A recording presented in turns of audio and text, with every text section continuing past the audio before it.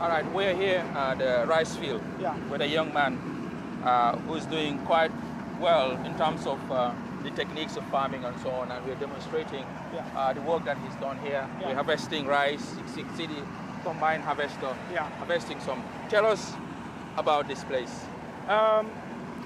Actually, here is Kartong, and this is a traditional rice production area here. But the land has been abandoned the last 10 years.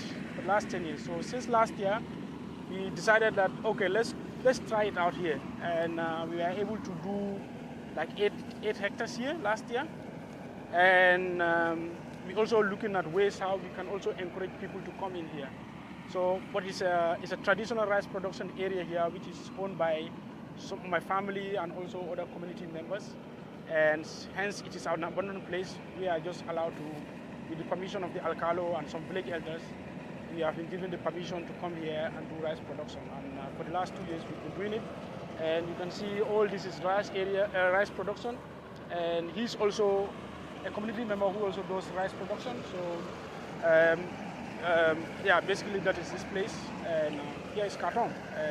And I see you carry a box. Yeah. Very curious to know what this box is about. Yeah. What is inside, and what is inside do. Yeah. Okay. I connect this device to my mobile phone because it has a Bluetooth system, and I connect it to the app. There's a software. Then I will enter the data on my farm, the location, the hectare, the crop type, my yield target, and then I will do the calibration. And then all I have to do is that I just put it here, and I press it. Then it will take the data. It will take the pictures of the soil. It will do the RBG analysis. And then from there, it will say, just alarm, tit.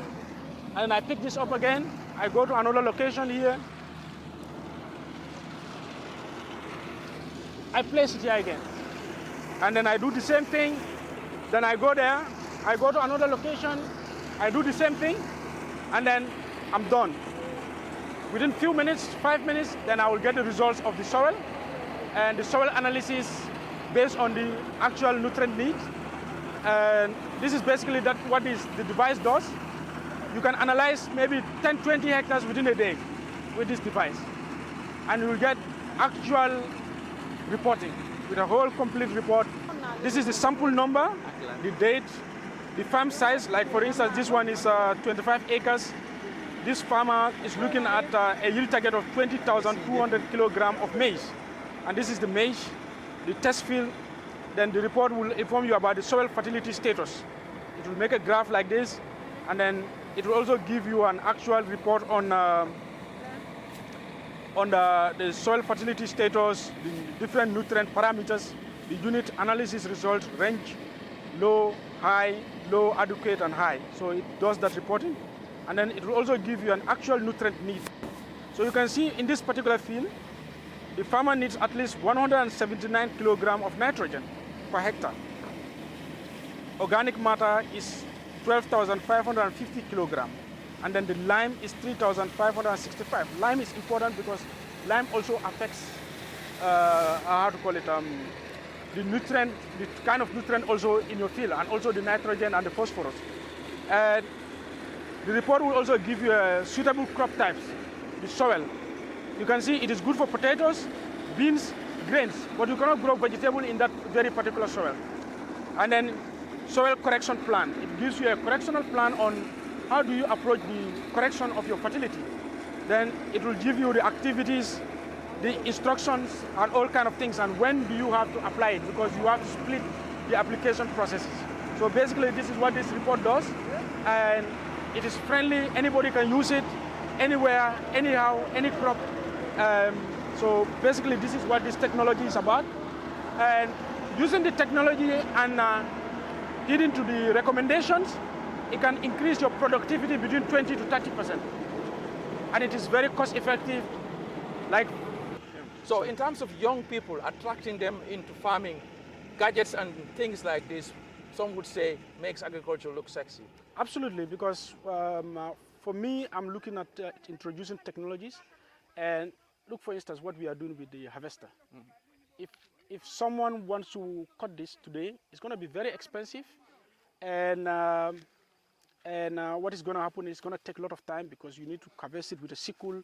Then you are going to beat the rice, that is the threshing manually, and then you're going to carry it on your head. So technology makes it easy for us. Like for instance, if you want to harvest this manually, it will take us weeks and months before we finish this. But look at it, just within a few minutes, we are able to harvest this large area. So a technology like this, like somebody like Sandra, she's been trained on how to use this technology. So she's our agronomic officer. So she's been trained as an agronomic officer. And with this system, she can already make informed decisions. She doesn't have to go through a lot of tedious processes in order to advise us. So this is easy for her. And technologies like this, it can also create a lot of employment. Because if you have 40 of these, you probably have employed another 40 people. And this is what we need as a country. And this is why also most young people will also become interested about engaging in agriculture instead of taking the flying on the back way, going to Europe, trying to hustle and get their daily living. So with this kind of system, farming becomes more profitable, and it can also create a lot of economies and diversification of the agricultural value chain and employability of our young people. So this is why for us, we are an ardent advocate of introducing this kind of simple technologies into the country. My name is Sandra Jatta, a student from the Gambia College. I studied diploma in agriculture.